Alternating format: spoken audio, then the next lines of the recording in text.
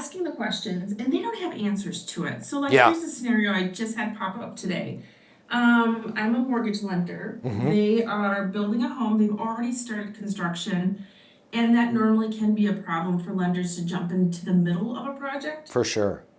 So when they don't have answers, like what's the value of waiting to get the lender involved? What if you don't? What if you do? Mm-hmm. Do I just ask the question and let it sit, or do I kind of fill in the blank? Okay. I'm not a lender. Rich is going to score me on this too. Okay. I'm just going to pull something out of my butt. Okay. But there is something going on that that's building a house is having to deal with. Nobody's talking about it, Matt. I just wanted to make sure you're aware of it, right?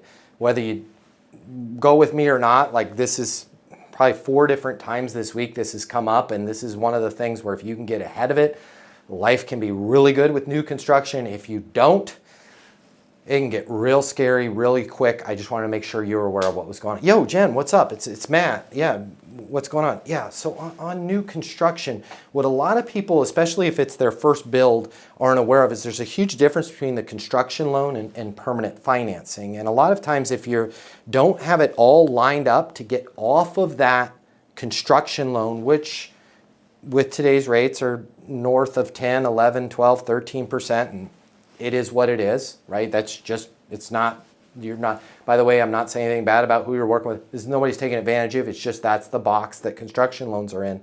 What a lot of times people don't realize is they think the transition over to that permanent mortgage is as simple as them going through the punch list with the builder and saying, hey, you missed a spot of paint there, you did. It's not, right? It's vastly more. Matt, what are you and Heather doing to make sure that that handoff goes as smooth as possible and you're able to do it the earliest possible event? Because this is significant in terms of the monthly that you're having to come up with in going off of that construction loan onto permanent financing, right? All I'm doing is man, I didn't really think about that. I mean, my mortgage, the guy I'm working with right now says he's got it covered.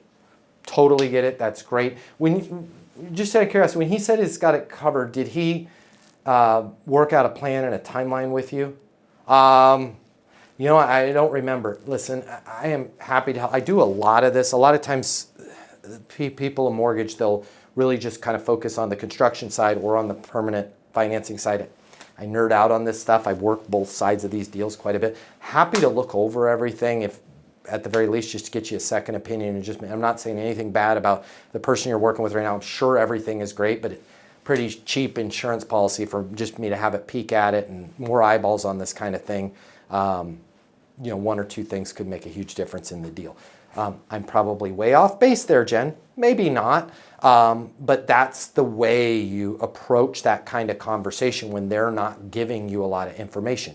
You have to make them aware of something, right? Okay, so use something that you're not, that I deal with every day that you may not be aware of. Because I think I run into issues where we know all the scary stories, but I think come off like a know-it-all, and then the consumer's like, it's not going to happen to me. And we all know it's going to happen to them. Correct. I think it's going to happen to them. Yeah, which is when that's my struggle. Yeah, when you buffer it with, hey, something that every person that building the house is having to deal with, and nobody's talking about it. The key words there are nobody's talking about it, right? Because now you're not saying this to sell them. You just wanted to make sure they were aware of it, right? And then you're following it up before they even have a chance to answer. You're saying, how are you dealing with that? Which is very different than me saying, hey, were you aware of that, right? Because I'm going to go, yeah.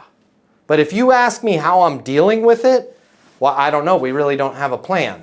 When you say you don't have a plan, when were you thinking about getting a plan together? Now we're having a constructive conversation, right? The words we choose matter greatly in how they're going to answer the question. Nobody likes to be wrong, right? So if you just say, hey, I wanted to make sure you were aware of it, and leave it at that, they're going to go, yeah, sure, I'm aware of it. So you got to go, I wanted to make sure you're aware. Just out of curiosity, how are you dealing with that?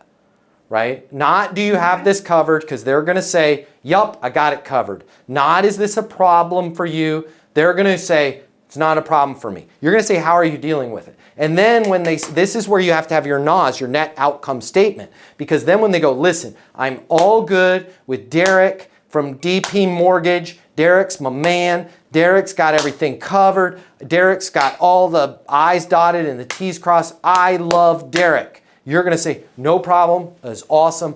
I will be here when you need to make sure that this deal or any deal that you're working on gets handed over to permanent financing. Fair enough? You're just giving the outcome, if that makes sense. Perfect. Thank you.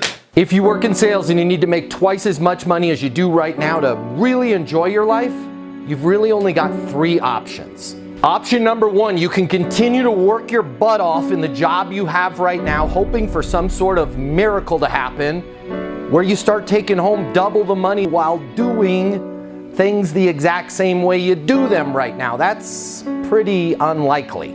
Or option number 2, you can look for another job at a totally different company, hoping you're gonna catch some sort of once-in-a-lifetime wave where sales just seem to flow your way. All right, again, highly unlikely, and we both know waves in sales, well, they don't last very long. Or option number 3, you can click the button here and get instant access to a simple, straightforward sales process that will help you take home twice as much money as you do right now while putting in far less effort than you do today.